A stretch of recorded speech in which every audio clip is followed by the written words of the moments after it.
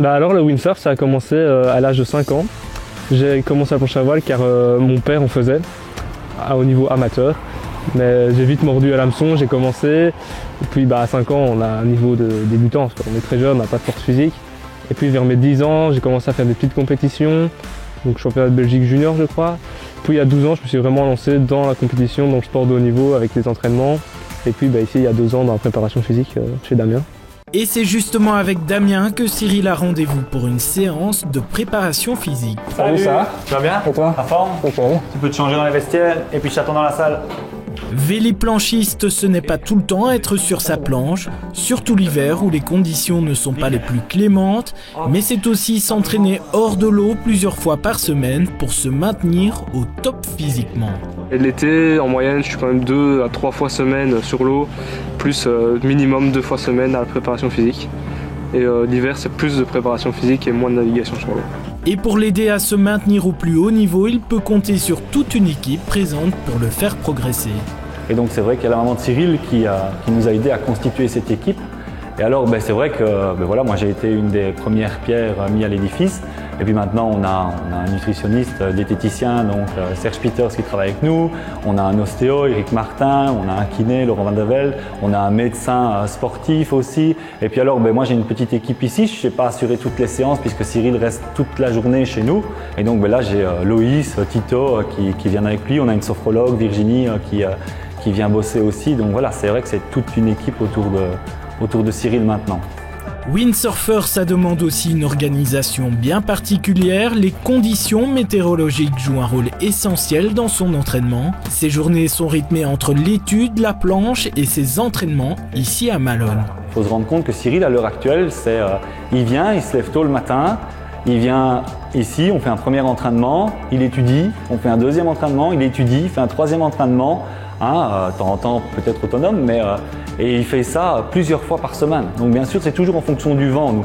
Donc s'il y a du vent, on change un petit peu le programme de la semaine parce qu'il faut passer du temps sur les plans d'eau aussi. Ouais, ce week-end, tu vas en Zélande comme d'habitude? Ouais, je vais aller en Zélande, des bonnes conditions. Je vais m'entraîner en slalom et aussi en IQ foil.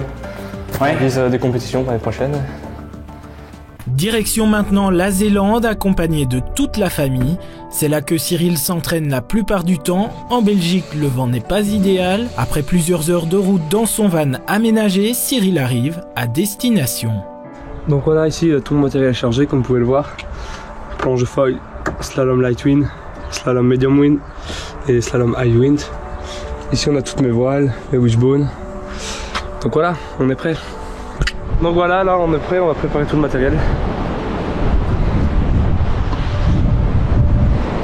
Et venir jusqu'en Zélande pour s'entraîner plusieurs fois par semaine, ça demande pas mal de concessions pour Cyril et ses parents qui le soutiennent coûte que coûte. Ce que j'apporte à Cyril, je pense que je lui apporte déjà surtout le soutien dont il a besoin parce qu'il a commencé très jeune. Il a commencé on était en 2016 quand il a commencé vraiment les compétitions, donc il ne savait pas conduire. Donc il avait besoin qu'on le conduise et aux entraînements sur l'eau. On ne s'est pas déplacé de façon aisée à cet âge-là.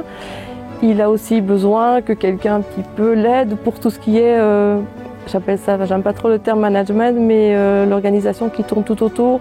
Il y a les sponsors, il y avait un petit peu de presse quand il a gagné des victoires. Là, Cyril, il n'aimait pas trop de gérer ce côté-là, donc les contacts se passaient par nous. Je pense qu'il a besoin aussi d'avoir des parents qui le soutiennent, tout simplement parce qu'il a un objectif qui est peut-être un peu différent des jeunes de son âge. Et c'est pas toujours facile de trouver sa place, je trouve, dans la société quand on a un objectif un petit peu différent. Et je pense qu'il avait besoin qu'on lui dise aussi, ok, voilà, tu fais ton chemin, on va te donner tous les moyens pour que tu puisses arriver à ton objectif. Alors avec ma maman, c'est très simple parce qu'on se comprend, on se parler. Enfin, on sait la même chose, on ressent la même chose, du coup c'est très facile. Et puis on passe de bons moments ensemble. Et le soutien c'est très important parce que tout seul, à 18 ans, ça ne va pas être possible. J'ai pas encore le permis, je suis en train d'étudier, mais sans maman, je ne pourrais pas me déplacer. Et puis pour tout le reste, oui, les trajets, la cuisine, tout ça, c'est dur de gérer tout seul à 18 ans. Le soutien moral aussi, parce qu'il y a des moments où le moral n'est pas toujours au top. Et dans la vie de tous les jours, Cyril est quelqu'un de très calme. Par contre, sur la planche, c'est autre chose. Quand je suis sur ma planche, je me transforme, si je peux dire. Parce que déjà, je suis dans ma bulle, j'ai mon objectif et je vais l'atteindre, je suis déterminé. En compétition, je suis un combattant. je suis là pour me battre et faire mes places. Et sinon, oui, parce que j'aime surtout dans la planche à voile, c'est l'adrénaline que ça apporte. Cyril est déterminé, il vise une carrière professionnelle de très haut niveau et a déjà des rêves olympiques dans la discipline du foil, la seule qui lui ouvrirait les portes des JO. Moi, je pratique le slalom, la vitesse et le foil, qui est maintenant la discipline olympique, qui sera retenue pour les JO de 2024 à Paris et de 2028 à Los Angeles. Du coup, le foil, c'est un grand aileron qu'on met sous notre planche qui nous permet de voler à 1 mètre de l'eau.